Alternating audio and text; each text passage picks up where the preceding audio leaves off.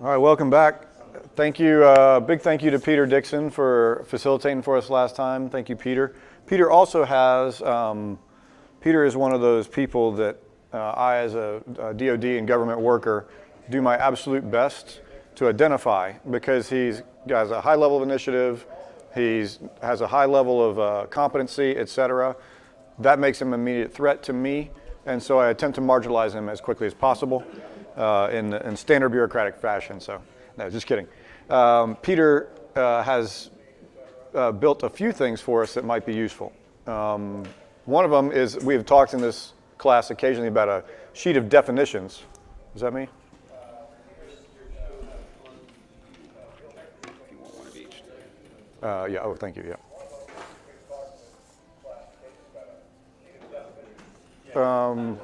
Oh, delayed. So, okay. So coming from, I thought it was coming out of my thing. Is it really? Oh, that's awkward. I have no idea how to stop that.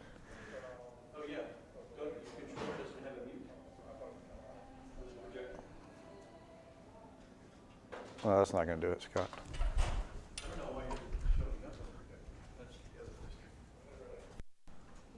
Volume. Did that work? Okay, good. That was a new fail. We learn to fail in new and interesting ways around here. Okay. One is a definite. He can pass these out if he doesn't mind. Here's a definition sheet. Obviously, this is not a full dictionary, but some of the terms that we frequently use around here have a definition in here that at least help you say. If he says the word ontology again, I'm going to punch him. What does he mean by that? The word ontology is on here. Bayesian is not. That's Peter's fault. That's not my fault. There's a sheet, kind of a condensed sheet on free will that is not the one-page answer to the problem of free will, but rather breaks out at least the major questions and some of the so what portion of it, and then talks about compatibilism and libertarianism, not because those are the only two views, but because those are two of the views that are most frequently adopted in Christendom and maybe in the popular world on these topics. There are many others, but those two. And then he has, this is something we'll use for this this coming fall, which we're starting really in September here with the fall syllabus of solid ground we've been talking about, or curriculum of solid ground we've been talking about. These are 7 of the arguments for theism, really, that are fairly popular. Every one of these arguments has multiple versions of it, but these are the deductive arguments for, and I guess one of them is an inductive argument. At least one is an inductive argument, but they're in deductive format for arguments for God. So these are good ones to know just kind of off the top of your head, not for the purposes of arguing, but for the purposes of understanding your own framework.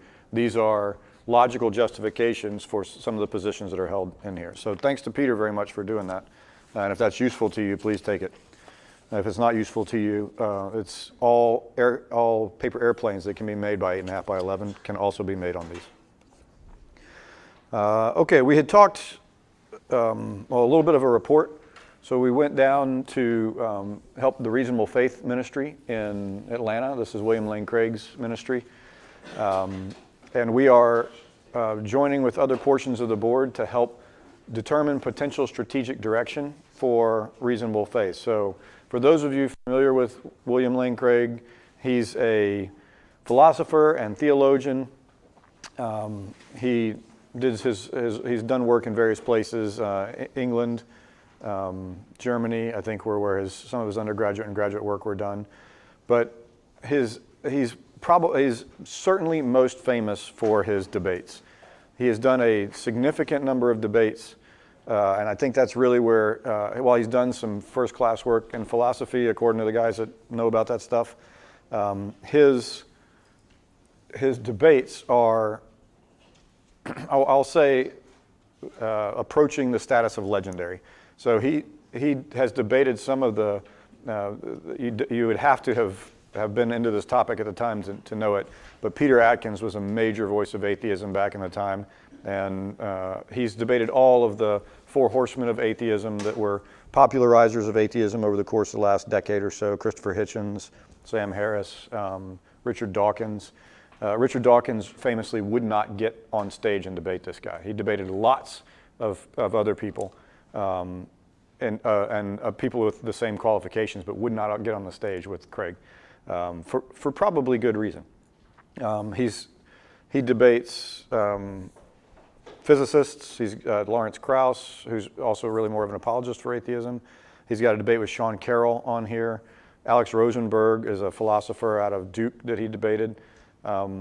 These are really good. This is the kind of stuff that he's famous for. This Sean Carroll debate, for those that are familiar, Sean Carroll is not a nobody in the world of cosmology and physics. He's one of the lead popularizers in the world and a PhD physicist who's done a lot of quality work on his own. So these are the kind of guys who've gotten on stage with William Craig. This ministry, we steal without too much attribution directly from a lot of this material here. So this is some fairly good material. In any case, he's approaching the stage in his life where he's old enough that traveling around and being constantly getting in the ring may not be what he wants to do, so he wants to preserve legacy a little bit. If you're the C.S. Lewis of Christian debating and philosophy, what do you do? What do you do to preserve your legacy? So those kinds of questions are out there. I put that to the class solely because always interested in all of our opinions. So if anybody's got any thoughts of, yes, I've interacted with this material, this is what was valuable for me, very much interested in, for those that are interested in a class like Solid Ground, which to my mind is a class that says, my reason for wanting to do Solid Ground was, I have questions, I want to understand biblical topics and topics that touch on biblical topics and Christian topics broadly, and I want to understand them deeply, and I want good answers to the question. I go to this class and I don't get the answer to the question, or I ask the question and it gets pushed aside, or it doesn't get fully answered, or I go to a Bible study and nobody is qualified to talk on the subject. And so how do we find a place where we say, we'll answer this question as deep as we possibly can do so, and there better be good answers to them? That was the goal behind Solid Ground. Sometimes we get a name as an apologetics class. I'm not intending it as an apologetics class. This is a class about research very deeply all the way down to the fundamental level for the informational topics, the data, the science, and the philosophy that stand in support of and behind Christianity. So in any case, interested in your views on, if you've got any opinions about this, please let me know in the course of the next couple of weeks so that we can integrate them into some sort of consolidated response. Okay. One thing on that. Shoot, yes. More recently, they've been coming out with really short and concise videos, 1 to 2 minutes, on a question, an important, interesting question, and an answer. And that has been very helpful, so you don't have to look through or listen through an hour's worth or 2 hours worth of something. You can go and just look at that question and that answer. So a lot of that has been coming out more recently. And for those that are interested, that on the how do I get a quick dose on my drive to work, and he's got everything up to scholarly articles and his own work on. He's most famous for his a cosmological argument that's actually drawn from Islamic scholarship from kind of a middle-aged Islamic period. Was an argument for God, and he developed it and is considered the world's leading expert on that particular argument for sure. Okay. At any rate, interesting and useful. I'm a fan, and if it's of value to you and you know about it, come talk to me about it so that we can consolidate a response. We have been talking a couple administrative notes as well. In September here, or I'm not exactly sure what date, we're going to roll into the formal Solid Ground. We've been doing the informal summertime. What's the topic you want to do? Let's hit it. So this is the last week for input of stuff, and I would ask you, if you are a longtime attendee of Solid Ground, I'm asking for a favor from you, if you would be so kind as to do me this favor. Either comment or send us on Facebook Messenger or whatever, or a scrap of paper, whatever or email, or whatever you feel is useful.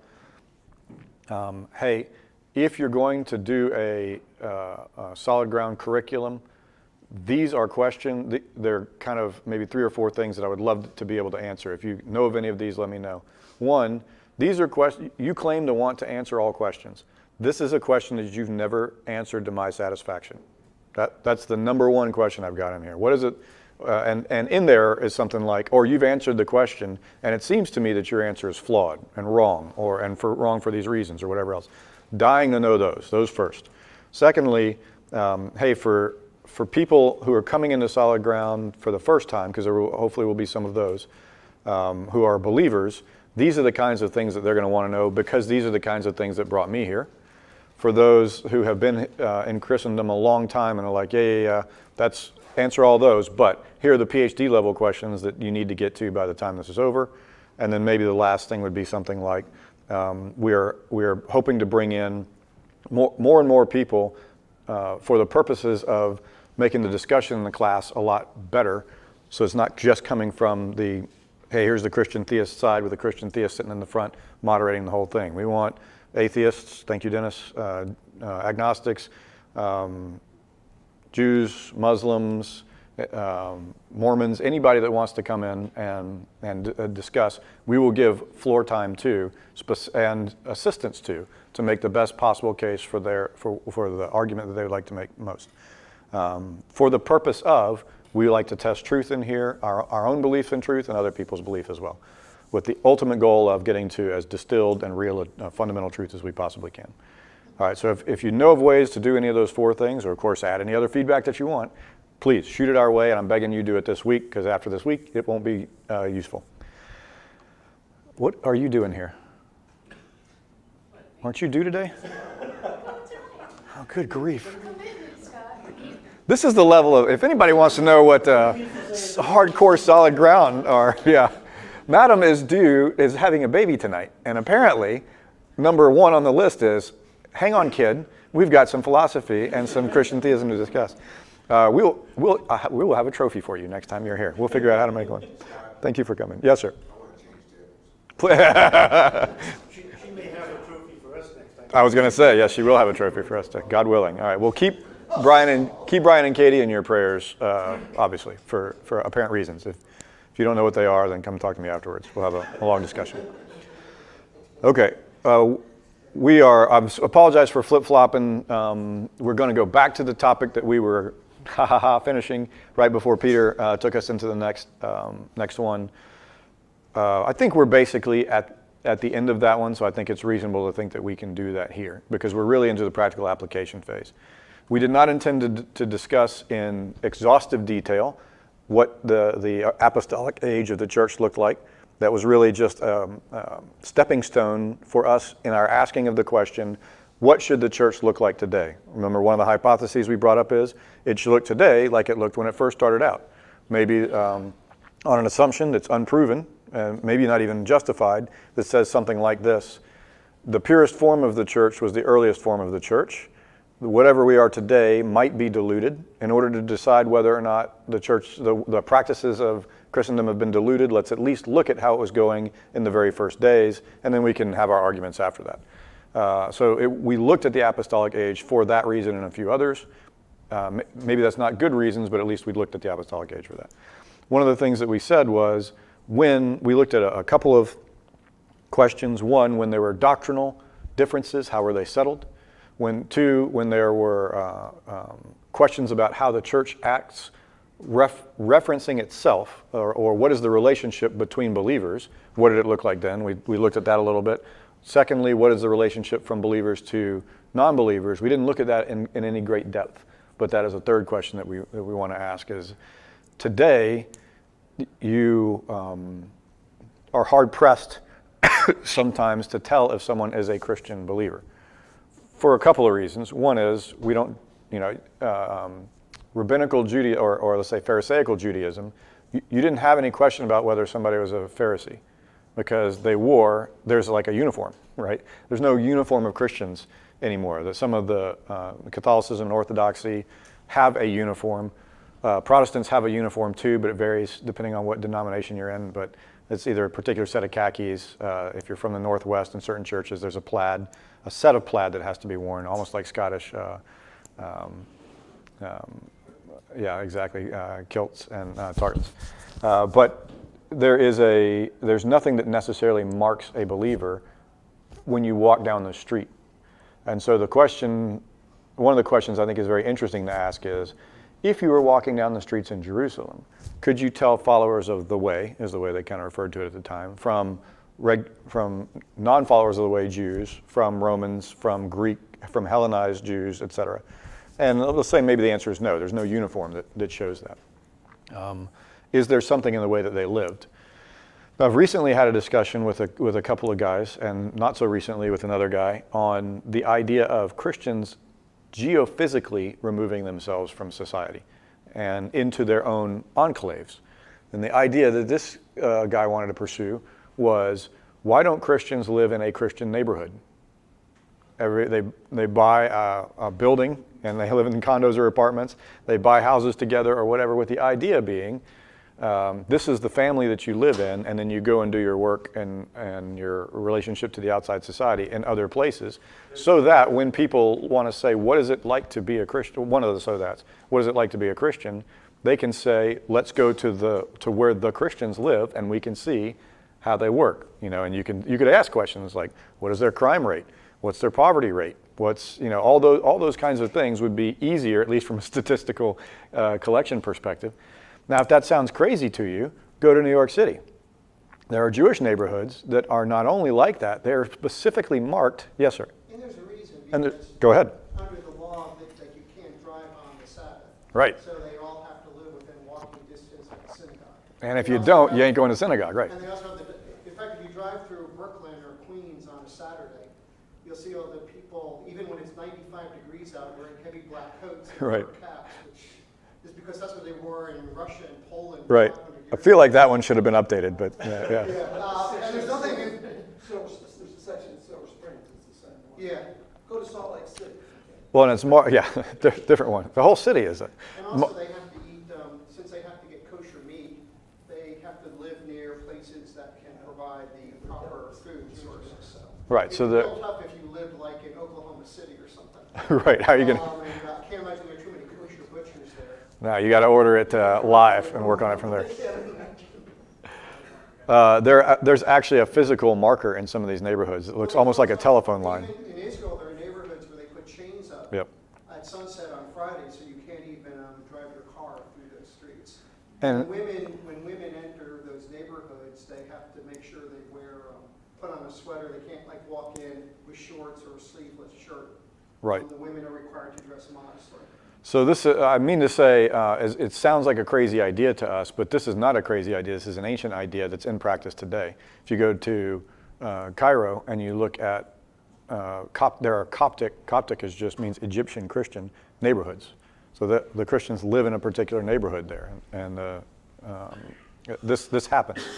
So I throw that out there just as North Americans United States folks don't think about that, because that's not the way our society is structured, but that is something that is done. And so at some point, this is kind of our community. This is kind of the way that we do it. And so maybe you know who the Christians are by who is it. The easiest way to do it is to set up a series of cameras on the roads and find out who's driving at a particular set between 2 hours on Sunday morning in a particular set of clothing. Which ranges anywhere from jeans and a polo shirt to, like I said, plaids of various types, and suits and ties. So at some point, we as Christians, though, ought to be known by the people around us as Christians. And we ought to be known to each other as Christians, and by that I mean when we have trouble, we can go support each other, as we were commanded to do, regardless of how they did it in the apostolic age. Okay. To that point, I would like to say thank you. There are at least 3 people who've reached out with needs, and we've made some inroads to helping, I think, a little bit with those. We'll continue to do so, but some of them were financial and disbursement was made. Some of them were relational, and if solution wasn't presented, at least it was some sort of action was started. So I would simply like to say, and I think those are they have not yet given permission to make it non-confidential, but at the end of the day, let it just be a sign to you that if you're wondering in here, we mean to take this seriously. We will treat Solid Ground as a principal community, and we will solve each other's problems, and if it exceeds our ability to do so, we'll go outside to the next immediate community, which is Reston Bible Church that we're sitting in right now, to do that. So we're not a church within a church, but we are a body of believers that, like a family, a nuclear family, a extended family or whatever, we at least gather frequently enough that we have a tighter relationship than we do to, let's just say, a randomly selected person from the larger worship service. Now, maybe in the world's greatest Christian community, you could walk up to the random guy or gal in the service and be like, I've got a need. And the guy reaches for his wallet or his schedule card or whatever else and is like, how can I help you, brother? Maybe one day let's get there. But for now, let's do that in Solid Ground. Why? I'm a really big fan of, we can sit here and talk theory all day long, but physics doesn't get you to the moon. Engineering gets you to the moon. Engineering is based in the physics, and so you have to do both. But if you just do physics, now you have a theoretical way to get to the moon, nobody's standing on it. But the engineers are the ones who bridge the gaps. We like to do the physics in this class, so to speak.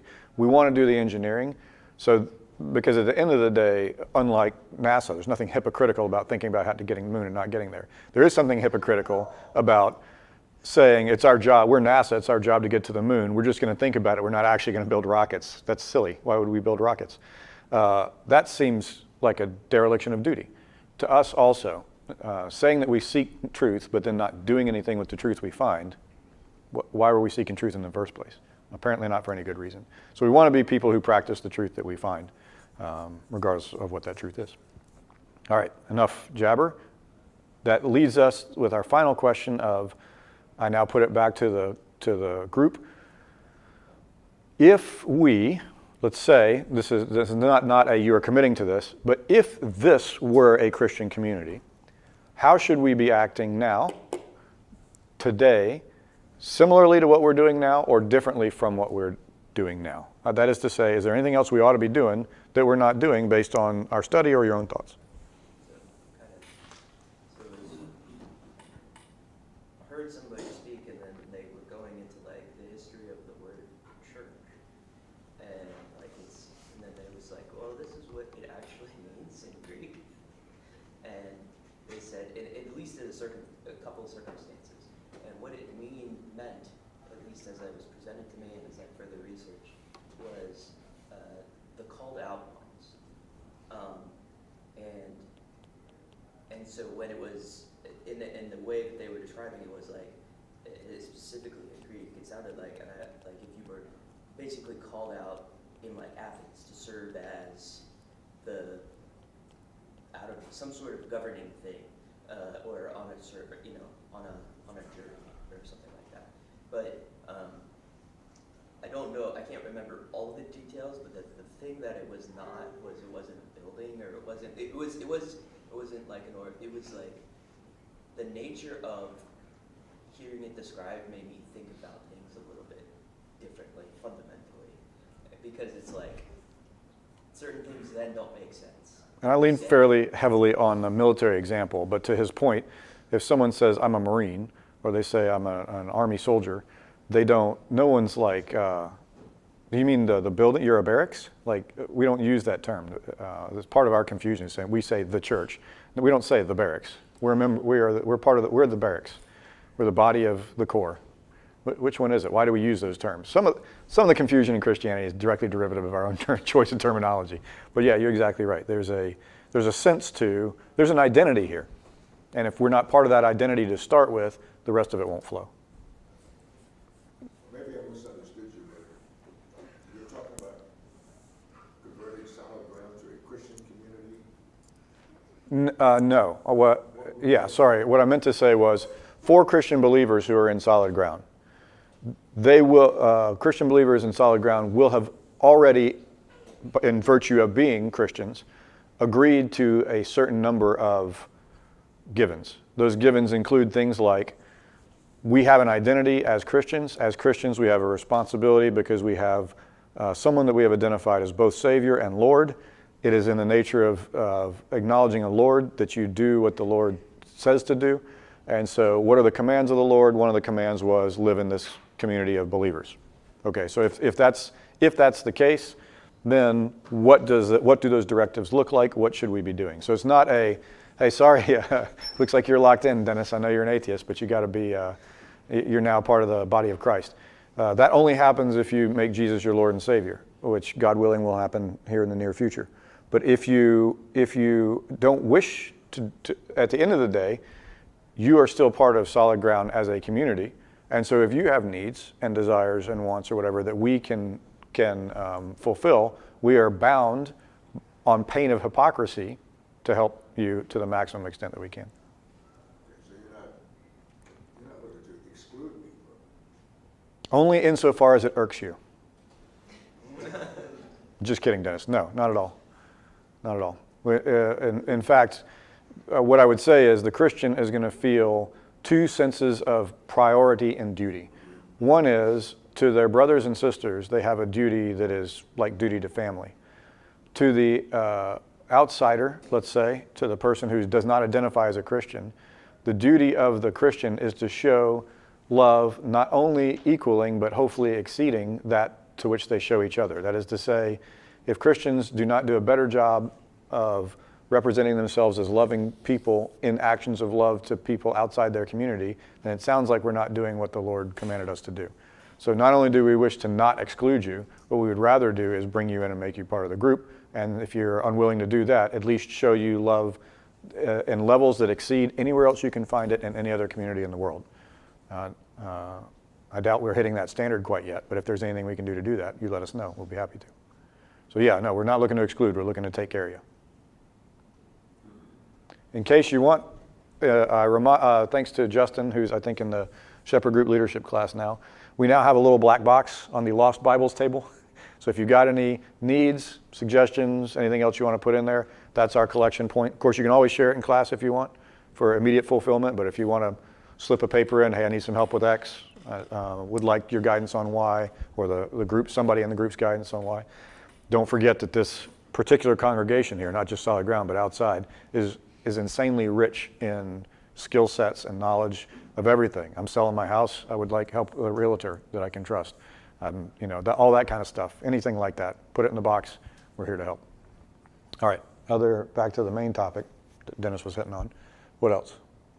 Other thoughts? What are we not doing that we should be doing? What should it look like and it doesn't look like? The only thing that occurs to me is eating together. Meals, these seem to come up a lot in Scripture, in the New Testament as well. And community, for whatever reason, seems to be centered around the table. Yes. I don't know why, but that seems to be a missing piece in a lot of churches. It's very interesting that you say that, because that topic was central. I'd say it was in the top 2 or 3 things that both of the other sets of people that I've talked to about this have mentioned.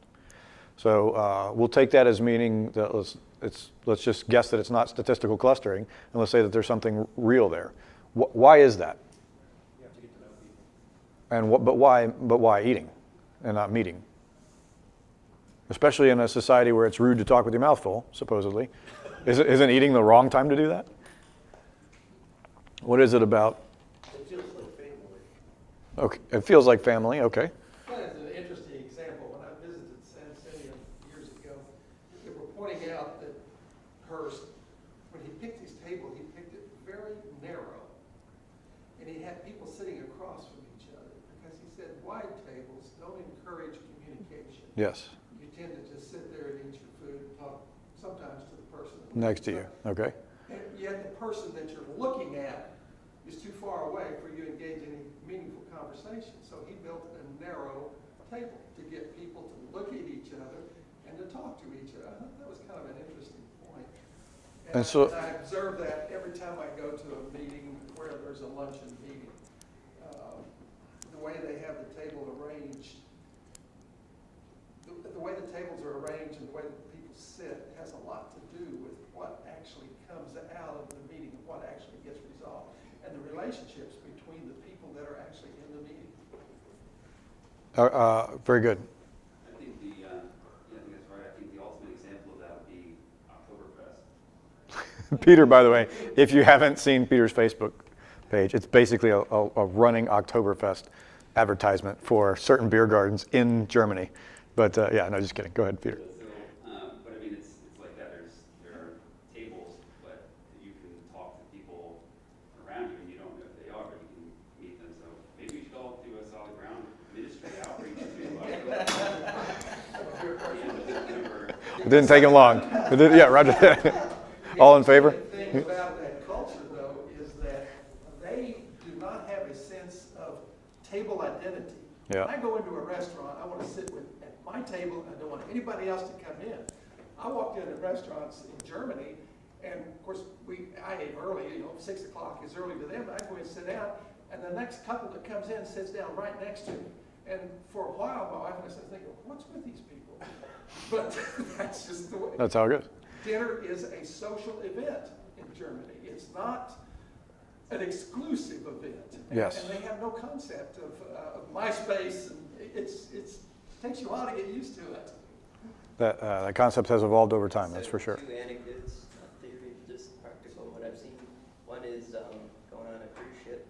When you go there, if you've ever done it, they're like, hey, you were assigned a seat with so-and-so, and all of a sudden by the end of the thing, you're like, hey, assuming so-and-so showed up to the thing, and you're like, I mean, I was just shading business cards with somebody and just saying, hey, I hope everything goes well, And so there is something to that. The other anecdote is when Ray was doing the Bereans, and he did the Bereans breaking bread. Yep. And he explicitly said, hey, we're going to have up to the realistic number that we can have, and no more. And so he wanted to sign up early, and did that. Actually did that once, twice, I don't know. But it was really, it's just, people were talking, and it was just, I don't know why. Maybe it's we all need to eat, so there's some sort of level of commonality. You're in somebody's house, somebody made the intention to get it ready, everybody's prepared to go, so there's some intent in that. But other than that, I don't know. I can just tell you, I've seen a lot of positive things as a result that, honestly, I can't say I can see out of any one other thing being done. So I'll give you two arguments for why I think this is important, and then we can talk a little bit about the why it's important. The two arguments for why it is important, one of them is an intuitive one that should immediately strike you in your psyche. If it doesn't, let me know, because you've had a very non-standard experience of the American educational system. The second one will be obvious to all as well. It is now lunchtime. You're in junior high school, and you walk into the lunchroom. It is either the case that you feel feel completely at ease, and this is a time for having a great time with your friends, and thank goodness you're not in the class and whatever else, or it's a time of stress and anxiety and difficulty and hate and discontent for you. Why? It's just lunch. It's only 15 or 20 minutes long or whatever. Can't remember how long it was. Who cares? But wasn't there a huge deal about who sits at what table with what people? There was already, and I think you can cast it if you want to socially, but I wouldn't cast it socially. I would cast it interpersonally and identity-wise. A lot of your identity of who you are was directly reflected, publicly displayed, and communicated to you in a meaningful, emotional way about who you sat with when you ate. And this wasn't necessarily the case in classes that didn't even have assigned seating. A little bit of that. I sat around my buddies or whatever else, but it wasn't the same thing. It's not the same of, this is the person I sat with at lunch, right? So if that doesn't strike you as important, let me know, because you had a different childhood than I did. Secondly, and I'm about as anti-social as it gets. Like, if anybody doesn't care about sitting with other people, it's me. It is I. But it is still the case that I recognize that dynamic was going on, and I had my own set of desires in junior high as well. So the second that should be immediately obvious to the Christian on brief reflection is, how many traditions did Jesus himself instantiate? I mean, arguably, you can maybe make the argument that it's one. And that's this dinner, this communion. Some people think that the communion was meant to be only on Passover. Some people thought it was literally every time you got together, every meal that you had, do this kind of thing. So that debate I'll leave. But ultimately, when it came to setting traditions, of which the church has many, there's only a handful, and maybe this one is the chief among them, that you can say Jesus, prior to one of the biggest events in history and the biggest event in his life, chose to sit down with his inner circle of disciples, have this particular dinner, and you get all this detail about, I want this particular room, and go talk to this guy, and here's this donkey, and what was all this about? It was a big deal. Why was it a big deal? Okay, we haven't answered that, but that it is a big deal, I think we can recognize that one. I don't want to stretch it, but in the same way that intimate physical contact creates emotional and psychological ties between two individuals, it's also the case that dining with people creates a sense of intimacy and emotional contact between people. That emotional contact matters. And it matters in terms of a community of people living together in some sort of relation. So for that reason alone, it matters with whom you eat. I agree. Now, why? We are tempted to break this into psychological factors, spiritual factors, however we want to do our analysis by categorizing first. But let's say for a moment that we'll suspend the why question simply to ask in interest of time, can it reasonably be done? Right? We don't all go to the same school, so to speak. We're not all working at the same work. We live in very different places, et cetera. So there's one last thing I would add as to why this matters. In terms of the crowd you choose with which to run, in terms of the people with whom you choose to associate. So think in this case in terms of friends. These are friends or family. Family you may be stuck with, but you can choose to stick with your family. You can choose to not stick with your family. You can choose to hang out with your family. You can choose to not hang out with your family, especially once you're out of the household, so to speak. So if that's the case, just notice this. When you and your friends want to get together for lunch, in, out, whatever else, it takes scheduling, conscious effort, disruption of other possible things that you can do. In short, you have to prioritize it.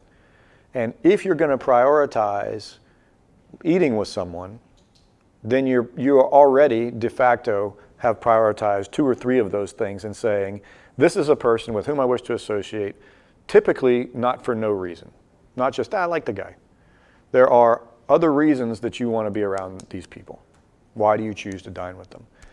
If it's the case that you don't have a desire, which Brother Brian does have a desire, that you don't have a desire to associate with other Christians, I'm not saying that you're necessarily wrong, but you got to ask yourself the question of why. Why is it the case that I choose to associate with group A and I don't choose to associate with group B? So I'll leave that as an open question for us to think through, but spend some time thinking through that and say, when I prioritize my time, do I prioritize it in order to be a part of the kingdom of God, or do I prioritize it as the local culture or whatever tells me I should? Let me also remark, by the way, in my opinion, the family is a fundamental unit of the church. It may be the atomic unit of the church. Now, what that also means, though, is for those of us who have biological families, people who do not have that, who have not been given that, ought to be adopted into one of those or more of those families. So for those of you who have families, look to adopt people who don't have the kind of family you have. For people who don't have that kind of family, look to be adopted by, or you get to pick. Unlike most adopted kids, you don't get to walk down the line. I wish they did this. You get to go as a kid. You're 6 years old. You go by 5 different sets of parents, and you're like, that one. I'll take parent set 4. You can actually pick what family you want to be a part of. But I would tell you this: be a part of a family. And when I say a family, maybe that's blood related, or at least it's group related. If you're not a part of a family, you're missing out on a key factor of life. And the great thing about the kingdom of God is it doesn't have to be your biological family. That the biological family is bound by a set of things. Put that to the side. The best, or let's put it to the side, examine those things, whatever they are, the ties that bind the family, and you'll find that the most noble of them, the ones that create the best type of bonds and the longest lasting type of bonds, are exactly the kinds of things that make up all of the reasons, all of the things that Christians claim to want to have in relationship with each other. If that made sense to you, what it means is The best of family relationships are just the fundamentals of Christian relationships. And so if you're looking for the kind of rewarding relationship you want and a family didn't provide it for you, the church should provide that. If it doesn't, go away from that church and go find a church that does, because they're got to be doing it closer to right than the one that's not. All right, enough soapboxing. I saw some hands start to go up and then. I just had two thoughts. One is kind of just contemporary, but I keep on reading various authors saying that we have like a loneliness kind of epidemic in America for a variety of reasons, and I kind of believe, based off of like just the ability to be isolated through various technologies. So in a sense, there's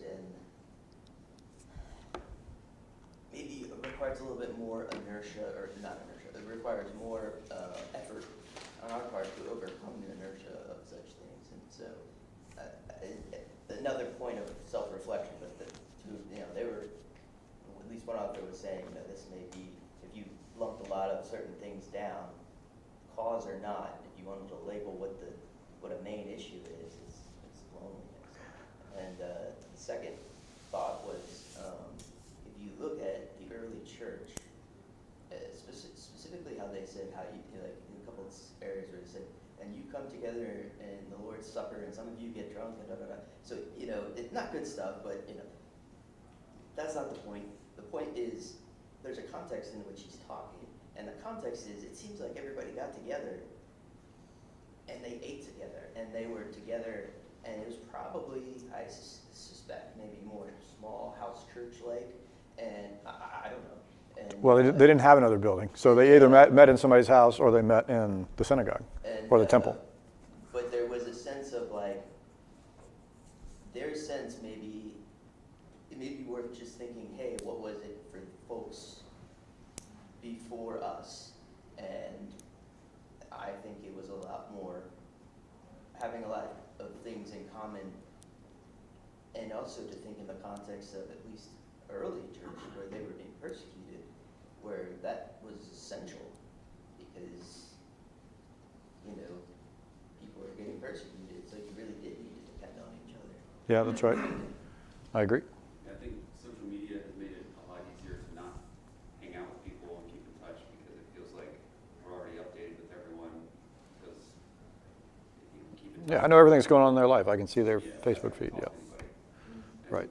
And people post typically the good things going on.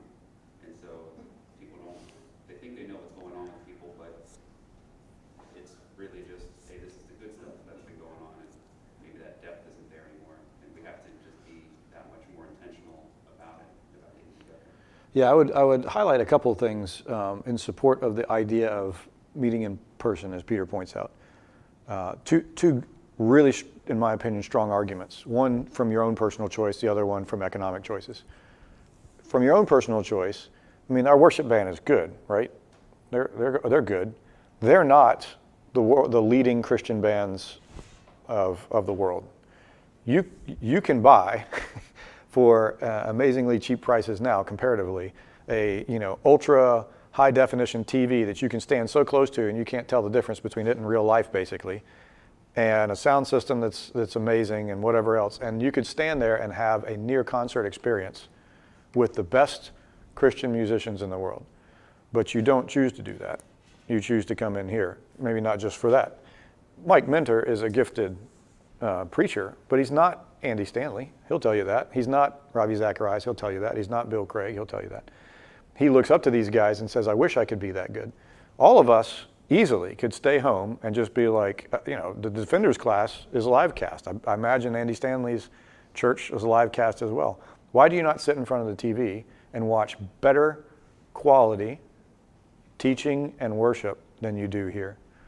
Why? There's a lot of resources online. Why do you come to Solid Ground? I'm not a world leader in anything other than troublemaking. You're not here because the facilitation here is so excellent it can't be done anywhere else. There's something about face-to-face interaction with other people, right? And my best argument for this one is the pocketbook answer for this one. Do you know how much a business class ticket costs to anywhere? thousands of dollars basically every time. If you're going to cross an ocean, it's like $3,000 to $10,000 depending on where you're going. And people pay that routinely. People who have amazing connection when it comes to like FaceTime, Skype, all these different virtual meeting things. You can virtually meet in such good quality now that you're like, why am I bother going face to face? And yet we spend tens of thousands of dollars at a single shot to put one guy or gal on an airplane. There must be something about doing business that means face to face matters, that you can't do it across Skype or FaceTime or whatever method that you're using. If we pay that much money for it, it can't be for bad reason. I would argue as a possibility. It's probably not for bad reason. So put those two together and basically realize we have to do this. There's something about the human being that needs to do what we're doing, something like what we're doing now. How do we do it better, of course, and how do we be a better part of it ourselves? I think something that occurred to me is polarization. And I think face-to-face breaks down to some degree that polarization. If I don't have to confront somebody or look at somebody, personally, it's easy for me to become more and more withdrawn into my own thinking. But Yeah, that's a really good point that I see, especially online. I mean, the comment section of fill in the blank of anything online are filled with people that you're like, if you were face to face with the guy, would you say that? You know, half the people would be like, no, I would get punched in the face for saying that. Maybe that's a reasonable consequence. Yeah. over the last 50 years, I've seen polarization grow more and more. We've always had it, but it seems like it gets to be more that, you know, if I'm black and they're white, I have absolutely no tolerance. I don't want to listen to them. I think I have the absolute truth, and that they're a heresy or an apostasy or something's wrong with those people, and it's even worse within the community. Most Christians treat non-believers better than they do their own Christians. Right. I've never seen polarization get so bad, and to the extent that compromise is, you know, we cannot at all compromise. We can't compromise politically. We can't even compromise with our religion. So I would like to, this will be terribly frustrating, I apologize for doing this, but I think there's good reason for doing it. I want to abandon your major point and hit a tangential point that you put on here.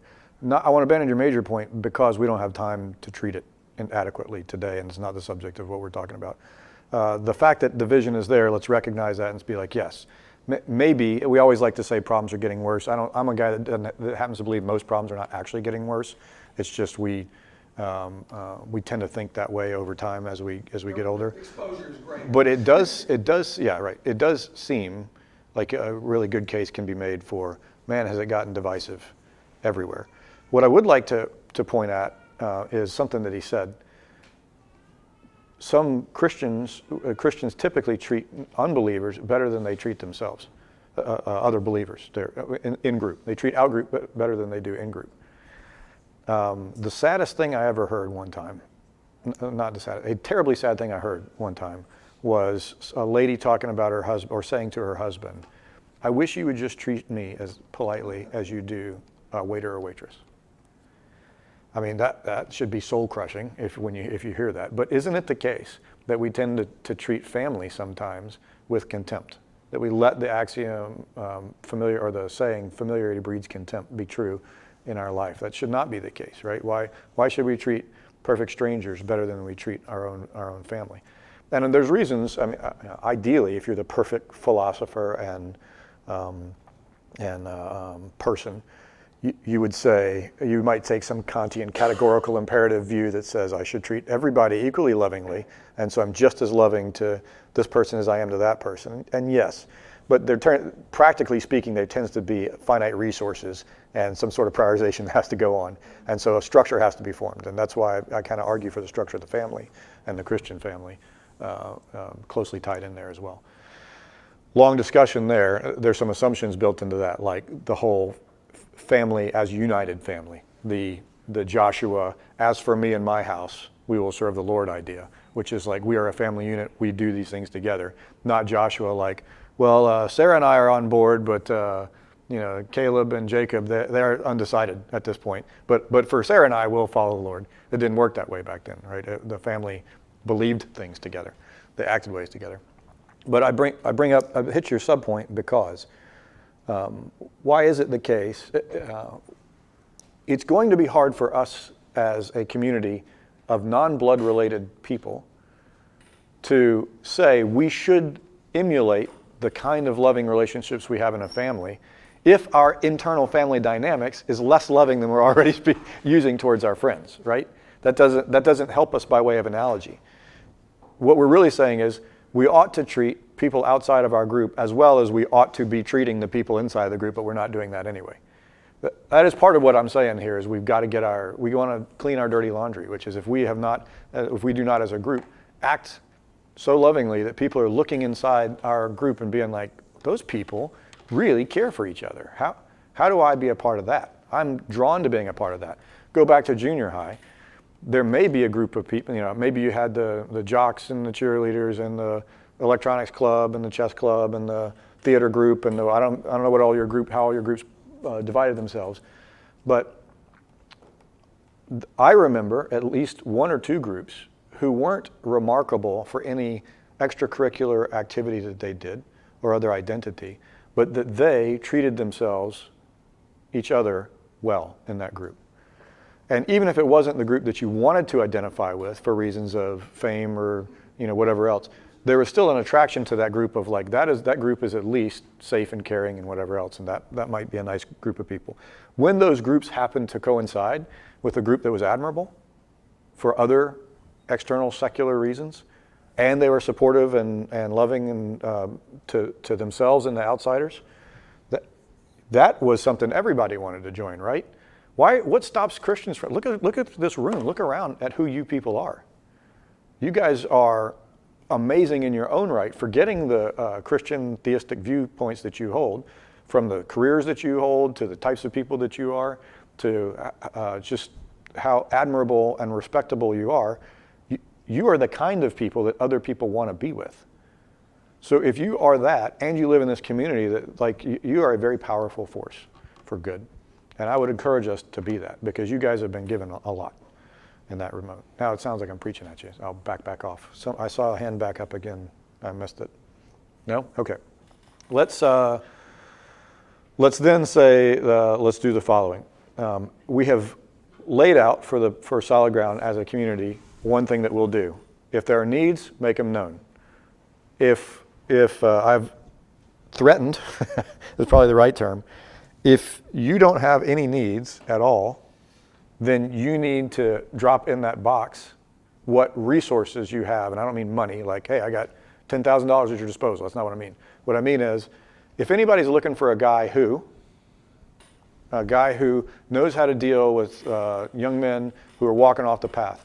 So we've got a gentleman in the group who consistently deals with excellence with incarcerated guys in juvie and does an amazing job with them. And here I am, I've got, Seth is 6 years old and he's already set off to be a delinquent, and I'm like, oh no, he's headed down the path. He's dealing drugs to his younger brother, and we haven't even let him out of the house yet.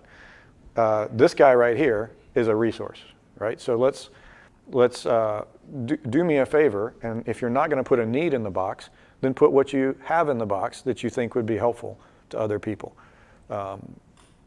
That's not hard, right? Brag on what you're good at and tell us what you think the Lord could use you for. And then, of course, what I would say to you is, if over the course of the next 6 months you haven't made known a need in your life, then put together an outline for the book that we will co-write together on how to live the perfect life with no difficulties whatsoever. And I'll guarantee you publication one way or another. So do let us know what your needs are. It's a useful exercise to look at yourself, especially in a society where acknowledging need is a sign of weakness. So acknowledging needs that you actually have, and not the needs that everybody wants to acknowledge, the real ones. Find what the real one is and acknowledge it and help, and let us help each other in that respect. The second reason for the second thing I think that we ought to do is recognize something, and I will be talking about this over the course of the fall, God willing, is prayer. And We do not do this well, I think, in modern Christendom.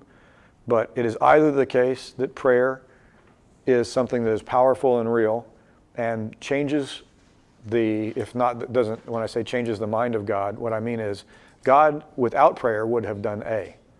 If you prayed for it, God would choose to do B. So that should be satisfactory to almost any philosophy out there. But if that's true, which seems like the biblical position, then not having a consolidated or conscious idea about what we're asking God for is like literally leaving your most powerful weapon on the ground. I mean, imagine you're a special forces team and you're like, we're going to war. Let's leave the weapons sergeant out. We don't need him or any of his gear. What are you guys going to fight with? Goodwill and influence. Oh, good luck. That'll work in some situations. It's going to be hard pressed in others. So let's not do that. It's the case that we need to figure out what prayer is, why it's meaningful, and how we're supposed to do it, and that we ought to have our own things that we're doing with prayer. And I had one last thing that I was going to say on this subject. If we have agreed that this is the kind of thing that we want to be a part of, then there also ought to be a set of relationships that exist within them. And back to the point that I made a couple times ago, I've asked you to think about, you probably have forgotten about it, I've forgotten about it to some degree as well, less than I should. You are, in the model of Christianity, you are either a disciple, a discipler, or probably and preferably both. So I reiterate a question, and nobody has to, we're not going to grade it today, but write it down. Take this week to write down who you want to be discipled by. And discipled is a religious word, so let me take it out instead. Who do you want to learn from? And when I say learn, that can be multiple topics. But ultimately, what you ought to, my methodology for doing this might look like something like this.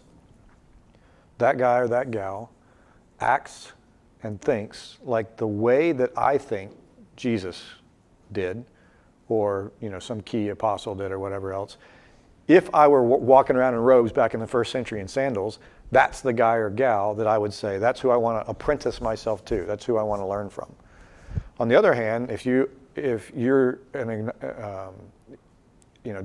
don't be overconfident, but if you're like, I've been at this for a while, I got a lot of lessons to learn. There are areas that people's personal expertise will make them faster at being able to disciple people than others. But you don't have to have a beard this long and be 70 years old in order to disciple somebody. Your life experiences may have made you immediately valuable to somebody else. So who can you, as a young man in the military, just joining on, it's a culture that's in some ways counter-Christian, in some ways pro-Christian, depending on where, how do you be a good Christian in there? That guy's got a lot to learn from you. So figure out who might be somebody that you would have expertise to give to, because I'll tell you, that seems, if that is the model that Jesus adopted, and he did it for a reason. So either be discipling somebody, go to someone to be discipled, and if they can't, then find somebody else that can do it next. Steve, and then Peter. So I've been thinking about this, and it's not just, so in addition to being discipled, and maybe or, maybe this also includes it, is that it seems like I'm always like, hey, I want to focus on people, but it's kind of this nebulous idea. Okay. And it's like, over time, I'm like, these are people that are consistently in my life. Or if I'm at work, it's like, these are the people in my life now. Yes. And so what I've started to realize is sometimes it's not as hard as I think it needs to be. And it's really just who do I consistently see on a regular basis? Yes.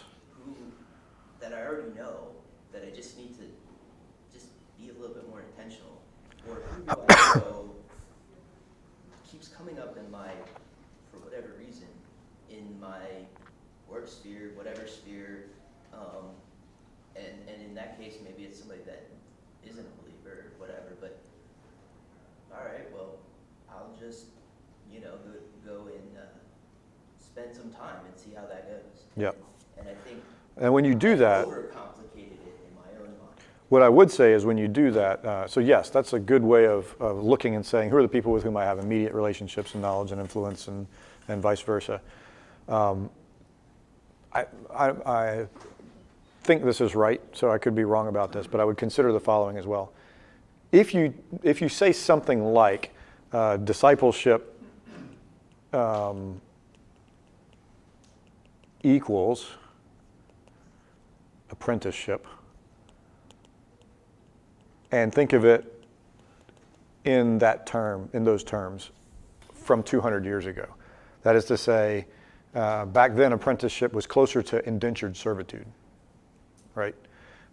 Imagine basically that you have a contract in today's terms with this person. With whom would you enter into a contract to do the following things? Like if you're going to pick somebody to disciple you, don't do that lightly. Who would I sign up for a contract for that says for the course of the next 6 months, if this person tells me to do something that isn't clearly illegal or obviously to my mind immoral, I'm bound to do it under contract. I'm not saying you have to enter into that contract. I don't think that contract relationship should exist with another human being on this subject necessarily. But if they're really being your spiritual guidance, in the same way, you do the same thing with the doctor, right? Maybe a better example is a doctor. Hey, I just got diagnosed with cancer. I want to go to this doctor. He's going to tell me what to do. You're going to pick a doctor that when the doctor's like, it's time to do chemo, you're not like, he's probably wrong. I'll go through chemo. It's no big deal. That's a big deal, right? The big life changes happen as a result of that. So be really, really selective about who you would pick to do that, because you're basically either becoming an indentured servant to or a patient of, et cetera. This is a big deal. So don't, not Steve was not saying this, but don't look around at your group of people and be like, that's the closest thing I've got to a reasonable guy. I guess I'll start a contract with him, right? So maybe I wasn't saying that. And I know you weren't. I didn't. Essentially for discipleship either. Yeah. Maybe it's more so like, No, okay. I got to start somewhere. Let's have fellowship. Maybe that's a better word. Fair enough. And then like, out of that fellowship, I start to notice things. Okay. And so maybe that is more applicable. What I was saying is more applicable to that. All right, and to Brian's point and to others, et cetera, fellowship will be an ongoing topic that let's figure out how we want to do that here amongst our group, because I hear you, Brian, I hear you others who've talked about this, I hear you now, Steve. How do we go about doing this? And I think that this is a key portion of what we're doing. To that point, by the way, I'll ask just openly because it's sitting right there, and we do need to end at 10:15 this time, so we have just a few minutes left. What do you guys are imminent, what can we do to help you? What can this group do to help you for tonight, tomorrow, this coming week, et cetera? Certainly prayer. We're definitely looking for reliable, affordable childcare. Yes. So if anybody has good recommendations, we take that. Okay. How are you guys? So I would also say, if they're like me, if you ask me, how are you set for meals the first week? Oh, we're fine, we got it all taken care of. And we would, but it's also nice when people drop by and hand stuff off, et cetera. Sometimes with... What if we all went to the hospital tonight? And cheered her on. Dinner and fellowship. Oktoberfest. This is every time there's a contraction, everybody gets a new pint. Peter is no longer in charge of the fellowship portion of this thing. If there's, we recognize the fact that you all are introverts, maybe not as introverted as Tracy and I are, but just recall for those that are looking to do good, sometimes showing up is not the best thing. So, If you do show up, bring beer. and if you do show up, it follows Peter's recommendation. Okay, good. But if you are willing to publish to the group here, we won't put it online, but where food can be brought and dropped off, or don't drop off gear and equipment without coordination, I would recommend that we do that. And if you want me to coordinate it, I'll write up on the board my email address after class so people can send stuff to coordinate, and I can ask if it would be helpful. But here's... Be my freezer. Yeah, okay. Well, I would not have doubted, I would have been surprised if you did not already have it all laid out. So the thing But- is, it's not the first week, it's usually like the second, third, fourth week, where you're like, everybody's already come in, and then you're like, oh, we got it covered, and all of a sudden, like, everybody. We don't have it covered anymore. Yeah, right. There we go. So I'll act as coordination point, and we'll figure out what. But here's an obvious need that we can fulfill. Peter. What does discipleship look like in daily life? What is that supposed to look like? 'Cause I've heard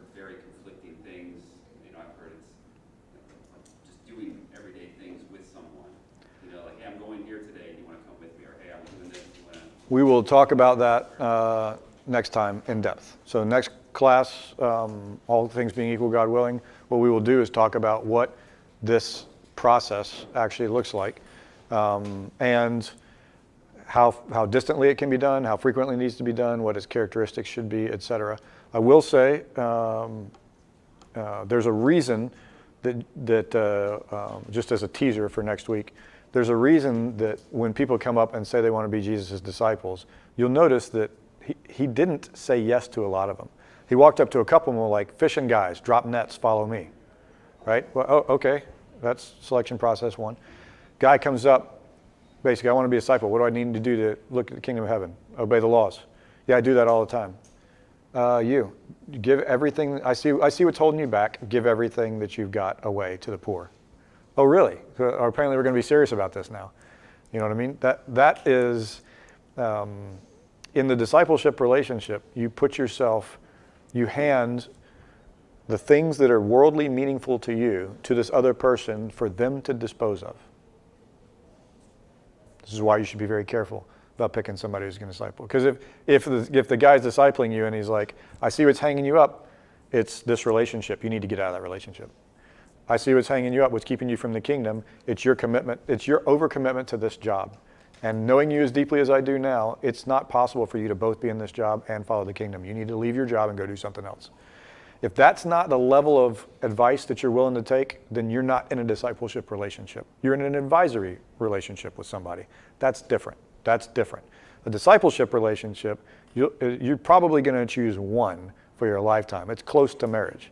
So if you're in a discipleship relationship, I'm not saying, oop, that's it, you're locked in. You might be like, oh, okay, I need to think of this differently. Maybe it's the guy or gal I'm talking to, maybe it's not.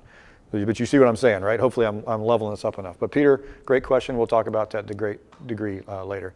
Very quickly, Dennis, and then. I'd like to be the first to volunteer to be a disciple. Anybody do this? We'll take you up on that. Very good. I'll take you seriously. Yes, sir. Last. When you were talking about discipleship, I think the critical issue that you have to interject into that is spiritual discernment. Because you may pick somebody to disciple you, but if you don't have spiritual discernment, you'll be led down a path that you don't want to go. Absolutely. So, same is true of marriage, right? So be very careful about who you pick. And we'll talk more, and you don't have to do it this week. We'll talk more about this next week too. Thank you all very much for your time and attention. Great to see you back. Katie and Brian, don't forget to pray for Katie and Brian today. And I'll put my email up here on the board in a second.